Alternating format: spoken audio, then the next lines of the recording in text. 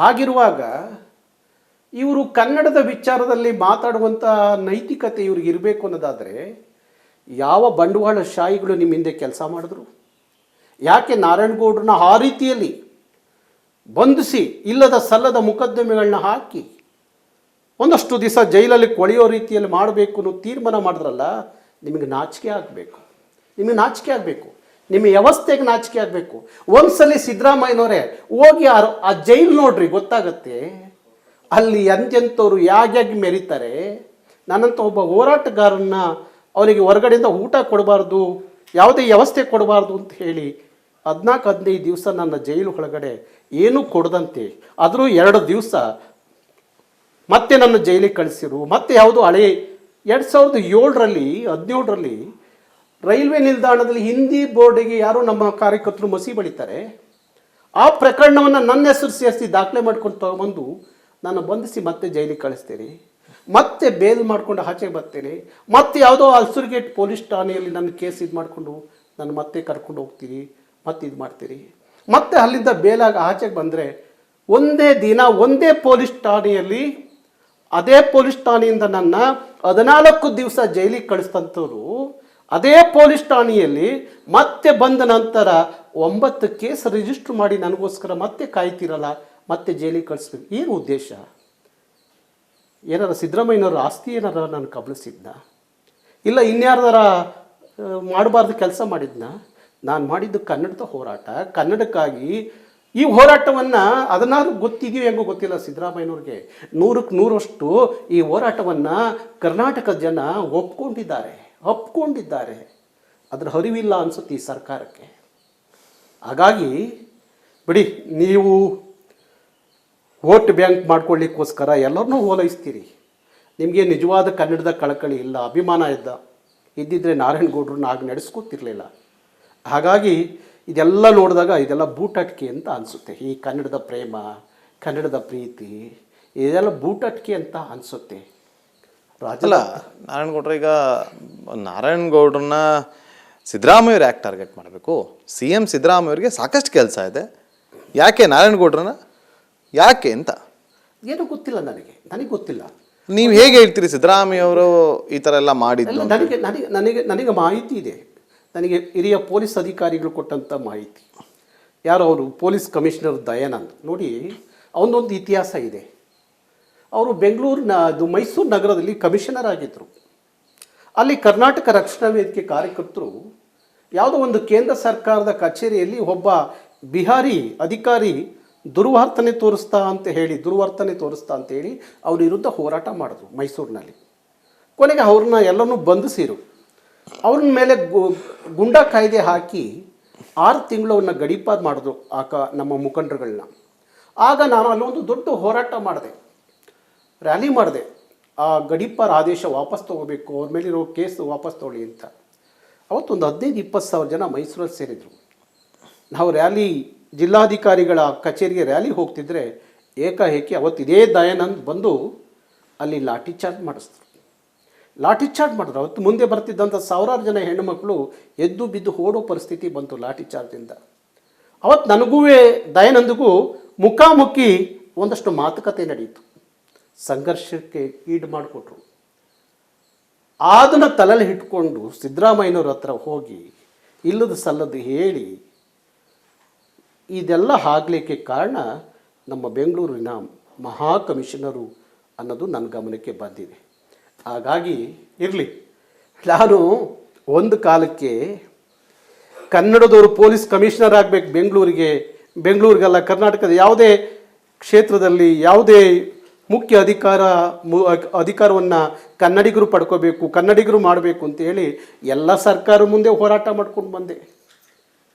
ಅದ್ರ ಫಲ ನಮಗೆ ಒಳ್ಳೇದಾಗಬೇಕಾಯಿತು.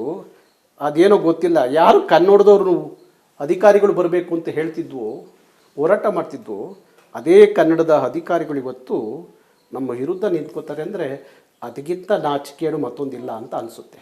ಕ್ಷಮೆ ಇರಲಿ, ಮತ್ತೆ ಮಧ್ಯೆ ಒಂದು ಪ್ರಶ್ನೆ ಕೇಳಬೇಕು ಅನ್ನಿಸ್ತು. ಆಗಲೇ ಹೇಳಿದ್ರಿ ಸಿದ್ದರಾಮಯ್ಯವರು ಈ ಥರ ಮಾಡಿದ್ರು ಅಂಥೇಳಿ. ಈಗ ಹೇಳ್ತಾ ಇದ್ದೀರಿ ಕಮಿಷನರ್ ಅವ್ರಿಗೆ ನನಗೂ ಒಂದು ಭಾಳ ಒಮ್ಮೆ ಸಂಘರ್ಷ ಆಗಿತ್ತು, ಹಾಗಾಗಿ ಈ ಥರ ಮಾಡಿದ್ರು ಅಂತೇಳಿ ನನಗೆ ಇರುವಂಥ ಮಾಹಿತಿ ಅಂತ ನೀವು ಹೇಳಿದ್ರಿ. ಬಹಳ ದಿನಗಳಿತ್ತು, ಯಾಕೆ 27ನೇ ತಾರೀಕೆ ಯಾಕೆ ಇಲ್ಲ, ಅವತ್ತೇ ಯಾಕೆ ನಿಮ್ಮನ್ನು ಟಾರ್ಗೆಟ್ ಮಾಡಿದ್ರು? ಬೇರೆ ಇದರಲ್ಲಿ ಟಾರ್ಗೆಟ್ ಮಾಡ್ಬೋದಿತ್ತಲ್ವಾ? ಈಗ ಕೆಲವೊಂದು ಸಂದರ್ಭ ಕಾಯ್ತಾರೆ, ಸಂದರ್ಭಗಳು ಬೇಕಲ್ಲ, ಸುಮ್ಮನೆ ಹಂಗೆಲ್ಲ ಮಾಡೋಕ್ಕೆ ಆಗೋದಿಲ್ವಲ್ಲ. ಈ ಸಂದರ್ಭವನ್ನು ಬಳಸ್ಕೊಂಡ್ರು ಅಷ್ಟೇ. ಯಾಕೆಂದರೆ ನಾರಾಯಣಗೌಡರು ಬೆಳಗ್ಗೆ 10 ಗಂಟೆಗೆ ಮನೆ ಬಿಡ್ತಾರೆ, 11 ಗಂಟೆಗೆ ಅಲ್ಲಿ ಸಾದ್ರಳ್ಳಿ ಗೇಟು ನಮ್ಮ ರ್ಯಾಲಿ ಹೊರಡುವಂಥ ಆ ಜಾಗಕ್ಕೆ ಹೋಗ್ತಾರೆ. ಇನ್ನು ನಾನು ಕಾರ್ ಹಿಡಿದು ಅಲ್ಲಿ ಒಂದಷ್ಟು ಕಾರ್ಯಕರ್ತರನ್ನು ಉದ್ದೇಶಿಸಿ ಮಾತಾಡಬೇಕು ಅಂತೇಳಿ ನಿಂತ್ಕೋತೀನಿ. ಅಷ್ಟು ಬೇಗ ನನ್ನ ಬಂಧಿಸ್ತಾರೆ, ಬಂಧಿಸಿ ಕರ್ಕೊಂಡು ಬರ್ತಾರೆ. ನನ್ನ ಬಂಧಿಸಿದ ತಕ್ಷಣ ನಮ್ಮ ಕಾರ್ಯಕರ್ತರು ಒಂದಷ್ಟು ರಚ್ಚಿಗೆ ಹೇಳ್ತಾರೆ. ಎಲ್ಲೆಲ್ಲಿ ಆಂಗ್ಲ ನಾಮಫಲಕ ಇತ್ತೋ ಅದನ್ನೆಲ್ಲ ಕಿತ್ತು ಒಗೆಯೋದು ಬಡಿಯೋದು ಮಾಡ್ತಾರೆ.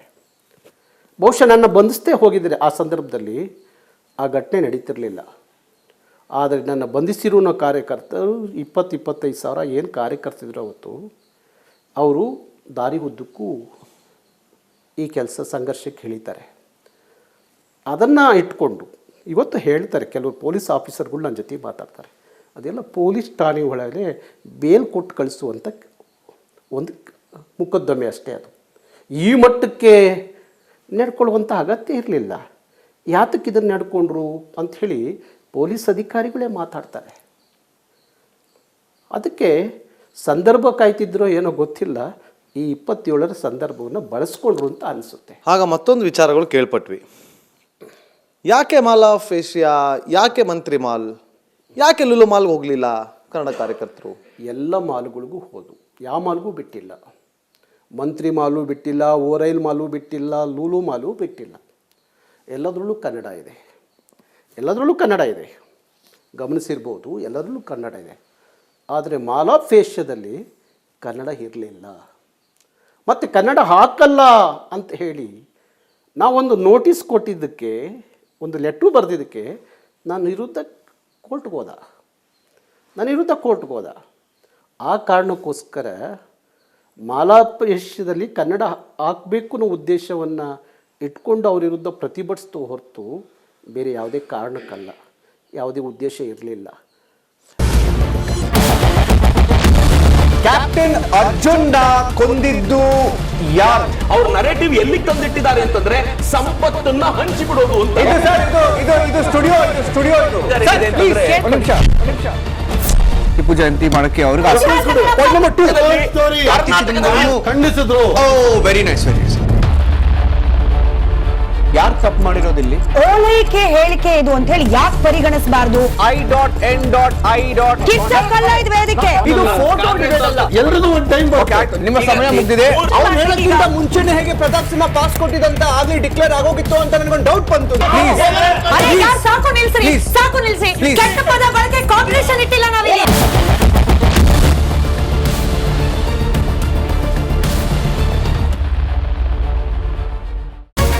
ರಿಪಬ್ಲಿಕ್ ವರ್ಡ್ ಆಪ್ ಇದು ಕೇವಲ ಅಪ್ಲಿಕೇಶನ್ ಅಲ್ಲ, ಸಮಗ್ರ ಸುದ್ದಿಗಳ ಸಂಪರ್ಕ ಮಾರ್ಗಕ್ಕೆ ಕ್ರಾಂತಿಕಾರಿ ಬದಲಾವಣೆ. ರಿಪಬ್ಲಿಕ್ ವರ್ಡ್ ಆಪ್ ಕೇವಲ ಸುದ್ದಿ ಅಪ್ಲಿಕೇಶನ್ ಪರಿಚಯಿಸ್ತಾ ಇಲ್ಲ, ಬದಲಾಗಿ ಡಿಜಿಟಲ್ ಸುದ್ದಿ ಬಳಕೆಯ ಹೊಸ ಯುಗಕ್ಕೆ ನಾಂದಿ ಹಾಡ್ತಾ ಇದೆ. ಇದೊಂದು ಬ್ರೇಕಿಂಗ್ ನ್ಯೂಸ್, ಪ್ರಭಾವಶಾಲಿ ಕಾರ್ಯಕ್ರಮಗಳಿಗೆ ಗಟ್ಟಿಯಾದ ನ್ಯೂಸ್. ಇಲ್ಲಿ ಕೇವಲ ತಾಜಾ ಸುದ್ದಿ, ಅದರ ನೇರ ಪ್ರಸಾರ ಮತ್ತು ಚರ್ಚೆಗಳಿಗೆ ಮಾತ್ರ ಅವಕಾಶ. ರಿಪಬ್ಲಿಕ್ ವರ್ಲ್ಡ್ ಆ್ಯಪ್ ಡೌನ್ಲೋಡ್ ಮಾಡಿಕೊಳ್ಳಿ. ಗೂಗಲ್ ಪ್ಲೇ ಸ್ಟೋರ್ ಮತ್ತು ಆಪಲ್ ಆ್ಯಪ್ ಸ್ಟೋರ್ನಲ್ಲಿ ಲಭ್ಯವಿದೆ.